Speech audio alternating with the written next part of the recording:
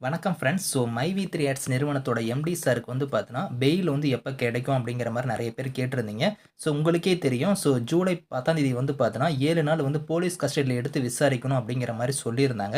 அந்த 7 நாள் நீங்க பார்க்கும்போது ஜூலை 17 வரும். ஜூலை 17 பார்த்தீங்கன்னா கவர்மெண்ட் லீவு. அன்னைக்கு கோர்ட் லீவு. ஏன்னா மொகரம் ஃபெஸ்டிவல்னால கோர்ட் லீவு. அதனால ஜூலை 18ஆம் தேதி பார்த்தீங்கன்னா, நெக்ஸ்ட் ஹியரிங் மாத்தியிருக்காங்க. கேஸ் ஸ்டேட்டஸ்ல பார்த்தீங்கன்னா, இப்ப ஜூலை 18 உங்களுக்கு அப்டேட் பண்ணியிருக்காங்க. அத நான் கம்ப்ளீட்டா எப்படி பார்க்கணும் எல்லாமே நான் சொல்றேன். இதுதான் பார்த்தீங்கன்னா, கேஸ் ஸ்டேட்டஸ் பார்க்கக்கூடிய வெப்சைட். இதுல குடுத்திருக்காங்க பாருங்க. ecourtservices.inங்கிற வெப்சைட்ல நீங்க உள்ள வந்தீங்கன்னா, இதுல பாருங்க மெயின் பேஜ்ல உங்களுக்கு சிஎன்ஆர் நம்பர் இருக்கும். கேஸ் ஸ்டேட்டஸ், கோர்ட் ஆர்டர் இந்த மாரி உங்களுக்கு நெறைய லிஸ்ட் அவுட் பண்ணியிருப்பாங்க.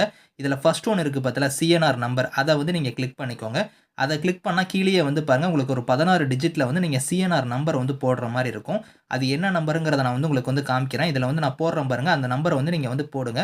போட்டு நீங்க கேஸ் ஸ்டேட்டஸ் நீங்க பார்த்துக்கலாம். TNCH 07 00168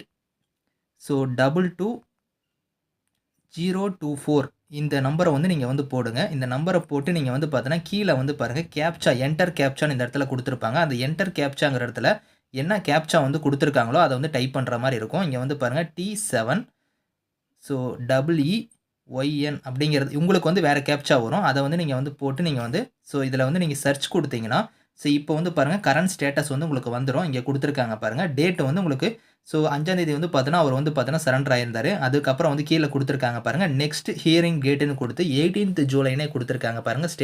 கேஸ் ஸ்டேட்டஸ்ல 18த் ஜூலை தான் பார்த்தீங்கன்னா, உங்களுக்கு கேஸோட ஸ்டேஜ பொறுத்தவரைக்கும் கவுண்டர் ஃபைல் பண்ற மாரி சொல்லியிருக்காங்க. அதே மாரி பாருங்க ஸ்பெஷல் ஜட்ஜ் டிஎன்பிஏடி கோர்ட்ல குடுத்திருக்காங்க. பெட்டிஷனர் இதோட நேம் குடுத்திருக்காங்க பாருங்க. சக்தி ஆனந்த்னு குடுத்திருக்காங்க. அட்வொகேட்டோட நேம் குடுத்திருக்காங்க. கீழ பார்த்தீங்கன்னா, உங்களுக்கு கேஸோட ஹிஸ்டரிஸ் இங்க இருக்கும். இதுல குடுத்திருக்காங்க பாருங்க.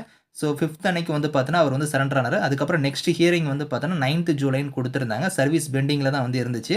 அதுக்கப்புறம் பார்த்தீங்கன்னா, 12த் ஜூலைன்னு குடுத்திருந்தாங்க. அதுல தான் நான் சொன்னேன் பார்த்தீங்களா, உங்களுக்கு போலீஸ் கஸ்டடியில 7 நாள் விசாரிக்கணும்னு சொன்னதுனால, அடுத்த ஹியரிங் பாருங்க குடுத்துட்டாங்க. 18த் ஜூலை தான் கவுண்டர் குடுத்திருக்காங்க. அன்னைக்கு பார்த்தீங்கன்னா, கவுண்டர் மீன்ஸ் நீங்க சரண்டர் ஆகுற மாரி தான் இருக்கும். அன்னைக்கு பார்த்தீங்கன்னா, உங்க கோர்ட்ல ஆஜர்படுத்திருவாங்க. அந்த ரிப்போர்ட்ஸ் எல்லாமே பார்த்தீங்கன்னா, அவங்க சப்மிட் பண்ற மாரி இருக்கும்.